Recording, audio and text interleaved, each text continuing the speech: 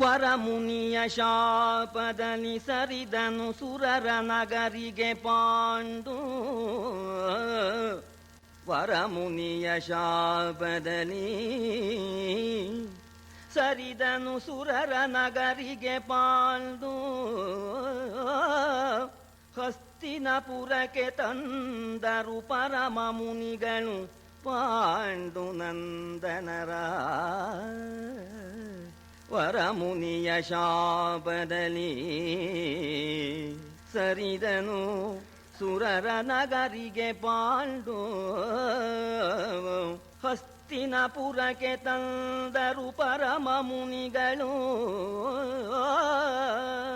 ಪಾಂಡು ನಂದನರ. ಹಸ್ತಿನಪುರಕ್ಕೆ ತಂದರು ಪರಮ ಮುನಿಗಳು.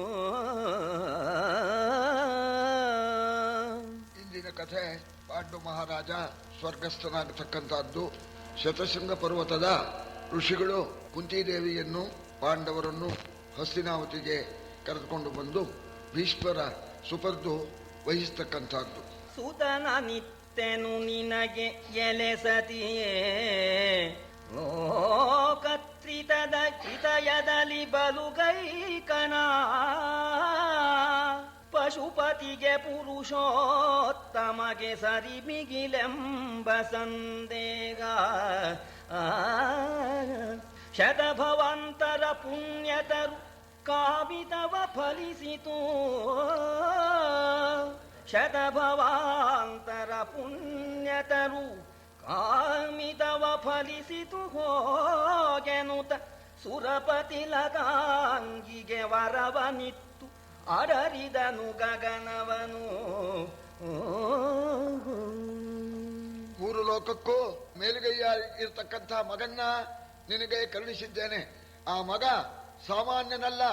ಪಶುಪತಿಗೂ ಪುರುಷೋತ್ತಮನಿಗೂ ಸರಿಯೋ ಮಿಗಿಲೋ ಅವರಿಗಿಂತ ಹೆಚ್ಚೋ ಅಥವಾ ಅವರು ಸರಿಯೋ ಅನ್ನೋ ಹಾಗಿದ್ದಾನೆ. ಪಶುಪತಿ ಅಂದ್ರೆ ಪರಮೇಶ್ವರ, ಪುರುಷೋತ್ತಮ ನಾರಾಯಣ, ಅವರಿಗೆ ಸಮಾನನಾಗಿರ್ತಕ್ಕಂಥ ಮಗನನ್ನ ಕರುಣಿಸಿದ್ದೇನೆ. ನೀವು 100 ಜನ್ಮ ಮಾಡಿರ್ತಕ್ಕಂಥ ಆ ಪುಣ್ಯದ ಮರ ಫಲಿಸಿಬಿಟ್ಟಿದೆ, ನಿನ್ನ ಇಷ್ಟಾರ್ಥ ಸಿದ್ಧಿ ಆಗತ್ತೆ ಅಂತ ಹೇಳಿ ವರವನ್ನು ಕೊಟ್ಟು ದೇವೇಂದ್ರ ಸ್ವರ್ಗಕ್ಕೆ ಹೋಗಿದ್ದಾನೆ. ಈ ವಿಧವು ನವಮಾಸ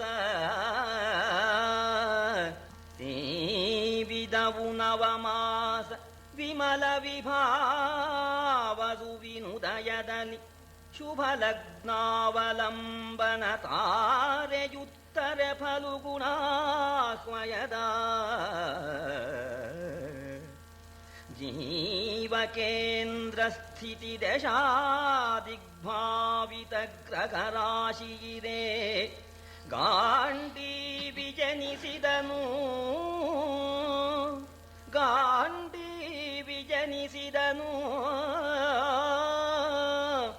ಒಡನೆ ಜನಿಸಿತು ಜನದ ಸುಮ್ಮಾನ. ಕುಂತಿದೇವಿ 9 ತಿಂಗಳು ಗರ್ಭವನ್ನು ಧರಿಸಿಬಿಟ್ಟು 10ನೇ ತಿಂಗಳು ಬರೋಣ ಶುಭ ನಕ್ಷತ್ರ ಉತ್ತರ ಫಲ್ಗುನಿ ನಕ್ಷತ್ರ ಅಂದ್ರೆ ಉತ್ತರ ನಕ್ಷತ್ರ ಅಂತ. ಫಲ್ಗುನಿಭ್ಯಾಂ ಅಂತ ದ್ವಿವಚನ ಹೇಳಿದ್ದಾರೆ. ಪೂರ್ವ ಫಲ್ಗುನಿ ಕಳೆದು ಉತ್ತರ ಫಲ್ಗುನಿ ಬರ್ತಕ್ಕಂಥ ಆ ಸಂದರ್ಭ ಅಂತ. ಹುಬ್ಬ ಮತ್ತು ಉತ್ತರ ನಕ್ಷತ್ರ ಅದರ ನಡುವೆ ಆ ಯೋಗದಲ್ಲಿ ಸೂರ್ಯೋದಯ ಕಾಲಕ್ಕೆ ಸರಿಯಾಗಿ ಈ ಗುರು ಕೇಂದ್ರದಲ್ಲಿ ಇರ್ತಕ್ಕಂಥ ಆ ಶುಭ ಲಗ್ನದಲ್ಲಿ ಅರ್ಜುನ ಹುಟ್ಟುವಂತವನಾಗಿದ್ದಾನೆ. ಆ ಅರ್ಜುನ ಹುಟ್ಟಿದಾಗ ಶತಶೃಂಗ ಪರ್ವತದಲ್ಲಿ ಇರ್ತಕ್ಕಂಥ ಸಮಸ್ತ ಋಷಿಗಳು ಆನಂದ ಪಟ್ಟಿದ್ದಾರೆ. ಮತ್ತೂ ಪಾಂಡುವಿಗೆ ಮಹದಾನಂದ. ಕುಂತಿ ಮಾದ್ರಿಯರು ಬಹಳ ಸಂತೋಷ ಪಡ್ತಾ ಇದ್ದಾರೆ. ಇಂದ್ರನ ಅಂಶದಿಂದ 3 ಲೋಕಕ್ಕೂ ಮಿಗಿಲಾದ ಮಗ ಹುಟ್ಟಿದ್ದಾನೆ ಅಂತ ಹೇಳಿ ದೇವಲೋಕದಲ್ಲಿ ಉತ್ಸವವನ್ನ ನಡೆಸ್ತಾ ಇದ್ದಾರೆ. ದೇವದುಂದುಭಿ ಮೊಳಗಿದವೋ ಕುಸುಮಾವಳಿಯ ಮಳೆ ಸುರಿದುದೋ. ಆಡುವ ದೇವವಧುಗಳ ಹೊಳೆವ ಕಂಗಳ ಢಾಳ ಮಿಂಚಿದವು. ದೇವಿರುತ್ಸಕವುಬ್ಬರಿಸೆ ಭುವನಾವಳಿಯೊಳು ಇಂದ್ರಾದಿ ನಿಖಿಲ ಸುರಾವಳಿಗಳುರೆ ಕೂಡೆ ಕೊಂಡಾಡಿತು ಧನಂಜಯನ.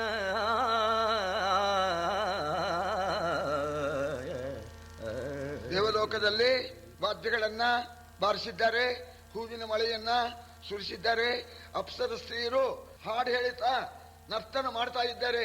ಇಂತಹ ಮೂರು ಲೋಕಕ್ಕೂ ಮಿಗಿಲಾದ ಮಗನ್ನ ಪಾಂಡು ಮಹಾರಾಜ ಪಡೆದಿದ್ದಾನೆ. ಅಂತಹ ಮಹಾನುಭಾವನನ್ನ ನೋಡಬೇಕು ಅಂತ ಹೇಳಿ ಸಮಸ್ತ ದಿಕ್ಪಾಲಕರು, ಸಮಸ್ತ ದೇವತೆಗಳು ಶತಶೃಂಗ ಪರ್ವತಕ್ಕೆ ಬಂದು ಅರ್ಜುನ್ನಿಗೆ ಆಶೀರ್ವಾದ ಮಾಡಿ ಎಲ್ಲ ಹೋಗುವಂತವರಾಗಿದ್ದಾರೆ.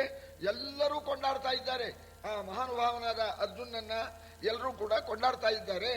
ರಣಭಯಂಕರನರ್ಜುನನು ಧಾರುಣಿಯೊಳುದಿಸದ ಮುನ್ನ ತಿಂಗಳ ನೆನೆಸಿದರೆ ಆರಾಯಿತು ಮಧುರೆಯ ರಾಜಭವನದಲ್ಲಿ. ಗುಣರಹಿತನು ಅಚ್ಯುತನು, ಗುಣರಹಿತನಚ್ಯುತನು ವರಶ್ರಾವಣ ಬಹುಳದಷ್ಟಮಿ ಇರುಳು ರೋಹಿಣಿಯಲವತೆ ಅವತರಿಸಿದನಲೈ. ರೋಹಿಣಿಯಲವತರಿಸಿದನಲೈ ದೇವಕಿಯ ಜಠರದಲ್ಲಿ. ರಣಭಯಂಕರನಾದ ಅರ್ಜುನ ಹುಟ್ಟೋದಕ್ಕೆ ಮೊದಲು 6 ತಿಂಗಳ ಹಿಂದೆ ಶ್ರಾವಣ ಮಾಸ ಕೃಷ್ಣ ಪಕ್ಷ ಅಷ್ಟಮಿ ತಿಥಿ ರೋಹಿಣಿ ನಕ್ಷತ್ರ ಮಧ್ಯರಾತ್ರಿ ಕಾಲದಲ್ಲಿ ಸಾಕ್ಷಾತ್ ಅಚ್ಯುತ ಆ ನಾರಾಯಣ ಆ ಭಗವಂತ ಲೋಕ ಕಲ್ಯಾಣಕ್ಕಾಗಿ ಅವತಾರ ಮಾಡಿದ್ದಾನೆ. ದೇವಕಿಯ ಆ ಜಠರದಿಂದ ಅವತಾರ ಮಾಡಿದಂತೇನೆ ತೋರಿಸಿಕೊಂಡಿದ್ದಾನೆ. ಈತ ನರ ಋಷಿ ನಿಖಿಲ ಭುವನ ಖ್ಯಾತ ನಾರಾಯಣನಲೈ ಬಳಿಕಾತನು. ಈತ ನರ ಋಷಿ ನಿಖಿಲ ಭುವನ ಖ್ಯಾತ ನಾರಾಯಣನಲೈ ಬಳಿಕಾತನು. ಉರ್ವಿ ಭಾರ ಸಂಹರಣದ ವಿನೋದದಲ್ಲಿ ಭೂತಪತಿ ಮೊದಲಾದ ದಿವಿಜಂರಾತವೇ ನರರೂಪದಲ್ಲಿ ಸಂಭೂತವಾದುದು. ಭೂತಪತಿ ಮೊದಲಾದ ದಿವಿಜಂರಾತವೇ ನರರೂಪದಲ್ಲಿ ಸಂಭೂತವಾದುದು. ಕೇಳು ನೃಪ ಕೃಷ್ಣಾವತಾರದಲ್ಲಿ. ಈತನೇ ನರ ಋಷಿ ಅರ್ಜುನನಾಗಿದ್ದಾನೆ. ಜಗದ್ದೊಂದಿನಾದ ಆ ಪರಮಾತ್ಮ ನಾರಾಯಣ ಋಷಿಯೇನೆ ಕೃಷ್ಣನಾಗಿ ಅವತಾರ ಮಾಡಿದ್ದಾನೆ. ಕಾರಣ ಭೂಭಾರವನ್ನ ಪರಿಹಾರ ಮಾಡತಕ್ಕಂಥ ಉದ್ದೇಶದಿಂದ ದೇವತೆಗಳ ಪ್ರಾರ್ಥನೆಯಿಂದ ಆ ಭಗವಂತ ಕೃಷ್ಣನಾಗಿ ಅವತಾರ ಮಾಡೋಣ. ಭಗವಂತ ಅವತಾರ ಮಾಡಿದ್ದಾನೆ ಭೂಭಾರ ಪರಿಹಾರಾರ್ಥವಾಗಿ. ಭಗವಂತನಿಗೆ ನಾವು ಸೇವೆಯನ್ನ ಮಾಡಬೇಕು ಅಂತ ಹೇಳಿ ಪರಮೇಶ್ವರನೇ ಮೊದಲಾದ ಸಮಸ್ತ ದೇವತೆಗಳು ಕೂಡ ಮನುಷ್ಯಾವತಾರ ಮಾಡಿದ್ರು ಅಂತ. ಭೂತಪತಿ ಮೊದಲಾದ ದಿವಿಜತತಿಗಳು ಅಂತ ಎಲ್ಲರೂ ಅವತಾರ ಮಾಡಿದ್ರು ಅಂತ ಈ ವ್ಯಾಸ ಭಾರತದಲ್ಲಿ 2 ಅಧ್ಯಾಯ ಹೇಳಿಬಿಟ್ಟಿದ್ದಾರೆ. ಅಂಶಾವತಾರಗಳು ಅಂತ. ಈ ಇವನು ದುಷ್ಟದ್ಯುಮ್ನ ಅಗ್ನಿ ಅಂಶ, ಹೀಗೆ ಎಲ್ಲರೂ ಕೂಡ ಅವತಾರ ಮಾಡಿದ್ದಾರೆ. ಆ ಸಂದರ್ಭದಲ್ಲಿ ಆ ಮಾದ್ರೀದೇವಿ ಏಕಾಂತದಲ್ಲಿರ್ತಕ್ಕಂಥ ಪಾಂಡು ಮಹಾರಾಜನ ಸಮೀಪಕ್ಕೆ ಹೋಗಿ ಒಂದು ಪ್ರಾರ್ಥನೆ ಮಾಡ್ತಾ ಇದ್ದಾಳೆ. ಬಹಳ ಸಂಕಟದಿಂದ ಹೇಳ್ತಾ ಇದ್ದಾಳೆ, ಮಹಾರಾಜ, ಎಲ್ಲ ಸ್ಥಿತಿಯು ನನಗೆ ಗೊತ್ತಿದೆ. ಅಲ್ಲಿ ಹಸ್ತಿನಾವತಿಯಲ್ಲಿ ನಮ್ಮ ದೊಡ್ಡ ಅಕ್ಕನಿಗೆ 100 ಮಕ್ಕಳಾಯ್ತು. ಇಲ್ಲಿ ಈ ಅಕ್ಕನಿಗೆ 3 ಮಕ್ಕಳಾಯ್ತು. ನಾವಿಬ್ರು ನಿನ್ನ ಕೈ ಹಿಡಿದ್ರು ಕೂಡ ಈ ಅಕ್ಕನಿಗೆ 3 ಮಕ್ಕಳು, ನನಗೆ ಒಂದು ಇಲ್ಲ ಅಂತ ಹೋಗಿದೆ. ನನಗೆ ಅಕ್ಕನ ಹತ್ರ ಕೇಳೋಕೆ ನಾನು ಸವತಿಯಾಗಿರೋದ್ರಿಂದ ನನಗೆ ಕೇಳೋದಕ್ಕೆ ಧೈರ್ಯವಾಗೋಲ್ಲ. ಏನು ಹೇಳಿಬಿಡ್ತಾಳೋ ಏನೋ ಅಂತ. ನಾವಿಬ್ರು ನಿನಗೆ ಸಮಾನರಾದ ಪತ್ನಿಯರಾಗಿದ್ದು ನನಗೆ ಇಲ್ವಲ್ಲ ಅಂತ ನನಗೆ ಬಹಳ ದುಃಖ ಆಗ್ತಾ ಇದೆ. ಆದ್ರಿಂದ ನನ್ನ ಪರವಾಗಿ ನೀವೇನೇ ಅಕ್ಕನಿಗೆ ಹೇಳಿ ನನಗೂ ಮಕ್ಕಳಾಗೋ ಹಾಗೆ ಮಂತ್ರ ಉಪದೇಶ ಕೊಡೋ ಹಾಗೆ ನೀವು ಹೇಳಬೇಕು ಅಂತ ಹೇಳಿ ಪ್ರಾರ್ಥನೆ ಮಾಡಿಕೊಂಡು ಆಗ ಪಾಂಡು ಮಹಾರಾಜಂದ, ಮಾದ್ರಿ, ನೀನು ಹೇಳಿದ ನ್ಯಾಯ, ನನ್ನ ಕೈ ಹಿಡಿದ ಮೇಲೆ ನಿನಗೂ ಆಗಬೇಕು. ಕುಂತಿದೇವಿ ಉದಾರ ಹೃದಯ ಉಳ್ಳವಳು, ನಾ ಹೇಳಿದ್ರೆ ಕೇಳ್ತಾಳೆ, ನೀನು ಯೋಚನೆ ಮಾಡಬೇಡ ಅಂತ ಹೇಳಿ ಸಮಾಧಾನ ಮಾಡಿ ಕುಂತಿದೇವಿಗೆ ಪಾಂಡು ಮಹಾರಾಜ ಹೇಳ್ದ, ನೋಡು ನಿನ್ನ ತಂಗಿ ಅವಳು ಬಯಸ್ತಾ ಇದ್ದಾಳೆ ಎಂದಾಗ ಕುಂತಿ ಹೃದಯ ಬಹಳ ಧಾರಾಳ ಅವಳಂದ್ಲು, ಮಹಾರಾಜ ನಾನಾಗೆ ಕೊಡಬೇಕು ಅಂತ ಇತ್ತು, ನಾ ಕೊಡೋಕೆ ಹೋದ್ರೆ ಈ ಹೆಂಗಸರ ಸ್ವಭಾವ ಏನು ಅಂದ್ರೆ, ನಿಂಗೆ ಸೊಕ್ಕು ಮಂತ್ರ ಕೊಟ್ಟಿದ್ದಾರೆ ಋಷಿಗಳು ಅಂತ, ನಿನ್ ಮಂತ್ರನೂ ಬೇಡ ನಿನ್ ಮಕ್ಕಳು ಬೇಡ ಅಂತ ಎಲ್ಲಿ ಅಂದುಬಿಡ್ತಾಳೋ ಏನು ಅಂತ ನಾ ಸುಮ್ಗಿದ್ದೆ ಅಂದ್ಲು. ಅವಶ್ಯವಾಗಿ ಅವಳಿಗೂ ಹಾಗೆ ಆಗ್ಬೇಕು ಅಂತ ಹೇಳಿ ಮಾದ್ರಿ ದೇವಿಯನ್ನ ಕರೆದು ಮಂತ್ರವನ್ನ ಉಪದೇಶ ಮಾಡ್ತಾಳೆ. ಸಾಕು ಮೂವರು ಸುತರು ತನಗೆ ಎಂದೀಕೆ ಮಾದ್ರಿ ದೇವಿಗೆ ಅಗ್ಗದ ಶೋಕಿತೆಗೆ ಮಾದ್ರಿ ದೇವಿಗೆ ಅಗ್ಗದ ಶೋಕಿತೆಗೆ ಮಂತ್ರೋಪದೇಶ ವಿಧಾನವನು ಕಲಿಸಿ ನಾಕನಿಲಯರ ಒಲಿಸು ನಾಕನಿಲಯರ ನೀ ಒಲಿಸೆನಲು ಬಂದಾಕೆ ಕೃತ ನಿಯಮದಲ್ಲಿ ನೆನೆದಳು ಲೋಕ ವಿಶ್ರುತರ ಅಶ್ವಿನಿ ದೇವರನು ಹರ್ಷದಲ್ಲಿ ಬಹಳ ದುಃಖದಿಂದ ಇದ್ದಾಳೆ ಮಾದ್ರಿ ದೇವಿ. ಅಂತಹ ಮಾದ್ರಿಯನ್ನ ಬಹಳ ಪ್ರೀತಿಯಿಂದ, ತಂಗಿ ಬಾಮ್ಮ ಯೋಚನೆ ಮಾಡಬೇಡ, ನಿನಗೆ ನಾನು ಮಂತ್ರೋಪದೇಶವನ್ನ ಮಾಡ್ತೇನೆ. ಈ ವಿಧಾನದಿಂದ ನೀನು ಆ ಮಂತ್ರವನ್ನ ನೀನು ಪಠಿಸಿಬಿಟ್ಟು ದೇವತೆಗಳಲ್ಲಿ ನಿನಗೆ ಯಾರು ಬೇಕೋ ಅವನನ್ನ ನೀನು ಕರೆಯತಕ್ಕಂಥ ಪಕ್ಷದಲ್ಲಿ ಆ ದೇವತೆ ಬಂದು ತನ್ನ ಸಮಾನನಾಗಿರ್ತಕ್ಕಂಥ ಮಗನ್ನ ಕರುಣಿಸ್ತಾನೆ ಅಂತ ಮಂತ್ರೋಪದೇಶವನ್ನ ಮಾದ್ರಿದೇವಿಗೆ ಕುಂತಿದೇವಿ ಮಾಡಿದ್ಲು. ಶುಚಿಭೂತಳಾಗಿರ್ತಕ್ಕಂಥ ಮಾದ್ರಿದೇವಿ ಆ ಮಂತ್ರವನ್ನ ಪಠನೆ ಮಾಡಿ ಯಾವ ದೇವತೆಯನ್ನು ಕರೀಲಿ ಅಂತ ಯೋಚನೆ ಮಾಡಿದ್ಲು. ಅವಳು ಬಹಳ ಜಾಣೆ. ಅವಳು ಏನೋ ಅಕ್ಕ ದಯಮಾಡಿ ಒಂದ್ ಮಂತ್ರ ಕೊಟ್ಟಿದ್ದಾಳೆ, ಒಬ್ಬನೇ ಮಗ ಆಗ್ಬಿಡ್ತಾನೆ. ಈ ಒಂದು ಮಂತ್ರದಲ್ಲೇನೆ ಎರಡು ಮಕ್ಕಳನ್ನ, ಅವಳಿ ಜವಳಿ ಮಕ್ಕಳನ್ನ ಪಡೆಯೋದಕ್ಕೆ ಏನಾದ್ರು ದಾರಿ ಇದೆಯೇ ಅಂತ ಯೋಚನೆ ಮಾಡಿ, ಅವಳಿ ಜವಳಿ ದೇವತೆಗಳಿದ್ದಾರೆ ಅವರನ್ನ ಧ್ಯಾನ ಮಾಡಿಬಿಟ್ರೆ ಎರಡು ಮಕ್ಕಳಾಗತ್ತೆ ಅಂತ ಯೋಚನೆ ಮಾಡಿ ಅವಳು ಅಶ್ವಿನಿ ದೇವತೆಗಳನ್ನ ಆಹ್ವಾನ ಮಾಡಿದ್ಲು ಅಂತ. ಆ ಅಶ್ವಿನಿ ದೇವತೆಗಳು ಒಬ್ಬರಲ್ಲೇ ಅಲ್ಲ, ಅವಳಿ ಜವಳಿ ಅವರಿಬ್ರು ಬರ್ಬೇಕು, ಎಲ್ಲಿ ಹೋದ್ರು ಅವರಿಬ್ರು ಬರ್ಬೇಕು. ಅವರು ಈ ವೇದದಲ್ಲೂ ಕೂಡ ದೇವಾನ ವಿಷಜಾವು ಅಂತ ಬರುತ್ತೆ. ದೇವಚನೆ ಅದರಲ್ಲೂ ಇದೆ. ನಮ್ಮ ಅಮರದಲ್ಲೂ ಕೂಡ ನಾ ಸತ್ಯ ಅಶ್ವಿನಿ ಉದಸ್ರವು ಅಶ್ವಿನಿ ಯುಚತಾ ಉಭೌ ಅಂತ ಎಲ್ಲಿ ಹೋದ್ರು ಅವರಿಬ್ಬರು ಒಟ್ಟಿಗೆನೆ ಬರ್ಬೇಕು. ಇಬ್ಬರನ್ನು ಕರೆದು ಅಶ್ವಿನಿ ದೇವತೆಗಳು ಆ ಮಂತ್ರದಿಂದ ಸುಪ್ರೀತರಾಗಿ ಬಂದ್ರು. ಬಂದರವರಿಬ್ಬರು ಮಹೀತಳಕೆ, ಬಂದರವರಿಬ್ಬರು ಮಹೀತಳಕೆ, ಇಂದು ವದನೆಗೆ ಸುತರ ನಿತ್ತರು ಮಂದಗಮನೆಯ ಕಳುಹಿ ಹಾಯ್ದರು ಗಗನ ಮಂಡಲಕ್ಕೆ. ಒಂದು ವರುಷಕ್ಕೆ ಕಿರಿಯರು ಅರ್ಜುನಗಿಂದ, ಒಂದು ವರುಷಕ್ಕೆ ಕಿರಿಯರ ಅರ್ಜುನಗಿಂದ ಬಳಿಕವತರಿಸಿದರು ಮುನಿವೃಂದ ನೆರೆಪತಿ ಕರಿಸಿ ಕೊಂಡಾಡಿತು ಕುಮಾರಗರ.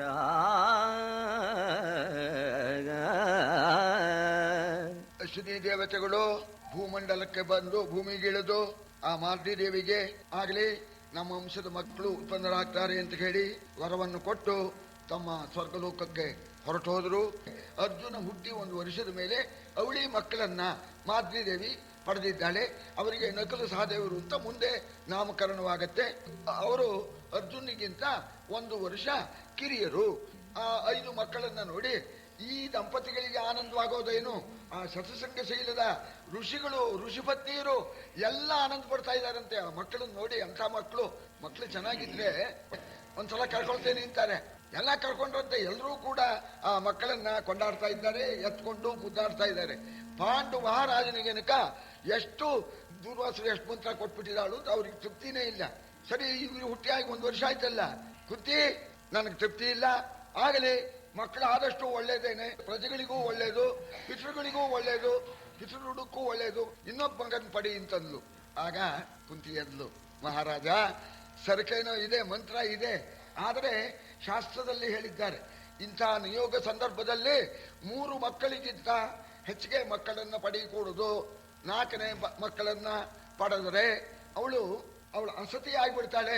5ನೇ ಮಕ್ಕಳನ್ನ ಪಡೆದರೆ ವೇಶ್ಯ ಆಗ್ಬಿಡ್ತಾಳೆ ಅಂತ ಹೇಳಿದ್ದಾರೆ. 3 ಮಕ್ಕಳಿಗಿಂತ ಹೆಚ್ಚಿಗೆ ಪಡಿಕೂಡುದು ಅಂತ.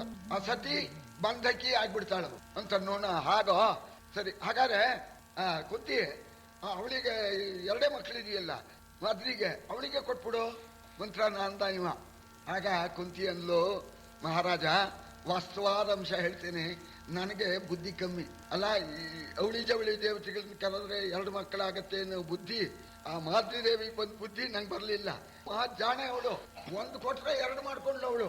ನನಗೆ ಆ ಬುದ್ಧಿ ಬರ್ಲಿಲ್ಲ. ಈಗ ನೀವು ಹೇಳಿದ್ರಿ ಅಂತ ಇನ್ನೊಂದು ಮಂತ್ರ ನಾ ಕೊಟ್ಟೆ, ಮತ್ತೆ ಡಬಲ್ ದೇವತೆಗಳನ್ನು ಕರೆದು ಇನ್ನೆರಡು ಪಡ್ಕೊಳ್ತಾಳೆ. ನನಗೆ ಸಹಿಸೋಲ್ಲ. ಅಲ್ಲ, ದೂರ್ವಾಸರು ಸೇವೆ ಮಾಡಿ ಮಂತ್ರ ಪಡ್ಕೊಂಡಿರ್ತಕ್ಕಂಥ ನಂಗೆ 3, ಇವಳಿಗೆ ಇನ್ನೊಂದು ಕೊಟ್ರೆ 4 ಅವಳಿಗೆ. ಮಹಾರಾಜ ಇದನ್ನ ನೀವು ಹೇಳ್ಬೇಡಿ. ಅವಳಂದ್ರೆ ಹೃದಯ ಪೂರ್ತಿಯಾಗಿ ಮಾತಾಡ್ತಾಳೆ. ನನಗಿಂತ ಅವಳಿಗೆ ಹೆಚ್ಚಾದ್ರೆ ನನಗೆ ಸಹನೆ ಆಗೋಲ್ಲ. ಆದ್ರಿಂದ ಮಹಾರಾಜ, ನಾನು ನಿಮ್ಮನ್ನು ಪ್ರಾರ್ಥನೆ ಮಾಡ್ತೇನೆ, ಈ ವಿಚಾರನ ನೀವು ಹೇಳಬೇಡಿ ಅಂತ ನೋಣ. ಆಗಲಿ ಅಂತ ಒಪ್ಕೊಂಡ್ಬಿಟ್ಟ. ಇಲ್ಲ, ಪಾಂಡು ಮಹಾರಾಜನಿಗೆ ಮಕ್ಕಳು ಹುಟ್ಟಿದ್ದಾರೆ ಅಂತ ಅನ್ನೋ ವರ್ತಮಾನ ದ್ವಾರಕಾಪಟ್ಟಣಕ್ಕೆ ಹೋಯ್ತು. ಈ ಕುಂತಿದೇವಿ ಯಾರು? ವಸುದೇವನ್ ತಂಗಿ ತಾನೆ. ಆಗ ಆ ವಸುದೇವ ಯೋಚನೆ ಮಾಡ್ದ, ಪಾಪ ಕಾಡಿನಲ್ಲಿದ್ದಾರೆ, ನಮ್ಮ ತಂಗಿ ಭಾವ ಎಲ್ಲ, ಏನು ಒಡವೆ ಇದೆಯೇ, ವಸ್ತು ಇದೆಯೇ, ಪಾಪ ಹುಡುಗರಿಗೆ ಬೆಚ್ಚನೆ ಬಟ್ಟೆ ಒಂದು ಕೂಡ ಇಲ್ಲ ಅಂತ ಕೇಳಿ ಹೇಳ್ಬಿಟ್ಟು ಆ ವಸುದೇವ ಕರಿತುರಗನಿ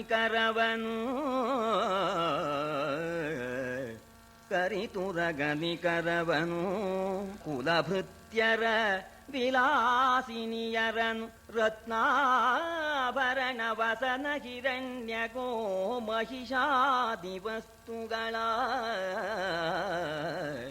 ತರಿಸಿದನು. ಓ ಮಹಿಷಾದಿ ವಸ್ತುಗಳ ತರಿಸಿದನು. ಕಶ್ಯಪನು ಯದುರಾಯರ ಪುರೋಹಿತನು ಅಲ್ಲಿಗಾತನ ಪರುಠವಿಸಿ ಕಳುಹಿದನು. ಪಾಂಡು ನೃಪಂಗೆ ವಸುದೇವಾ. ರಾಜರು ತಾನೆ ಆನೆ ಕುದುರೆಗಳು ಮಕ್ಕಳಿಗೆ ಹಾಲಿಗೆ ತಾಪತ್ರಯ ಆಗಬಾರದು ಅಂತ ಹಾಲು ಕೊಡ್ತಕ್ಕಂಥ ಎಮ್ಮೆಗಳು, ಹಸುಗಳು, ಅದರ ಸೇವೆ ಮಾಡೋಕೆ ದಾಸದಾಸಿಯರು ಮತ್ತು ಆ ಮಕ್ಕಳಿಗೆ ಬಾಲ್ದೊಡಗಿಗಳು, ಒಡವೆ ವಸ್ತ್ರ ಮತ್ತು ತಂಗಿ ಭಾವ ಅವರಿಗೂ ಕೂಡ ವಸ್ತ್ರಾಭರಣಗಳು ಎಲ್ಲವನ್ನು ಜಮಾಯಿಸಿಬಿಟ್ಟಂತೆ. ಬೇರೆ ಯಾರನ್ನು ಕಳಿಸಿದ್ರೆ ನ್ಯಾಯವಲ್ಲ ಅಂತ ಪುರೋಹಿತರಾಗಿರ್ತಕ್ಕಂಥ ಕಶ್ಯಪದನ್ನ ಪ್ರಾರ್ಥನೆ ಮಾಡಿ, ಮಹಾಸ್ವಾಮಿ ಎಲ್ಲ ತಗೊಂಡು ಬರ್ತಾರೆ, ನೀವು ಇದನ್ನ ಶತಶೃಂಗ ಪರ್ವತದಲ್ಲಿರ್ತಕ್ಕಂಥ ನಮ್ಮ ತಂಗಿ ಭಾವ ಅವರಿಗೆ ಇದನ್ನೆಲ್ಲ ಕೊಡಬೇಕು, ಈ ಒಡವೆ ನಮ್ಮ ಮಕ್ಕಳಿಗೆ ಕೊಡಬೇಕು ಅಂತ ಹೇಳಿ ಪ್ರಾರ್ಥನೆ ಮಾಡೋಣ. ಅವರಿಗೂ ಸಂತೋಷ, ಪಾಂಡು ಮಹಾರಾಜನ ನೋಡ್ಬೋದು, ಆ ಹುಡುಗರನ್ನು ನೋಡೋಣ ಅಂತ ಕಶ್ಯಪರು ಮಹಾ ಸಂತೋಷದಿಂದ ಈ ಇವರು ಉಡುಗೆರೆ ಸಮೇತರಾಗಿ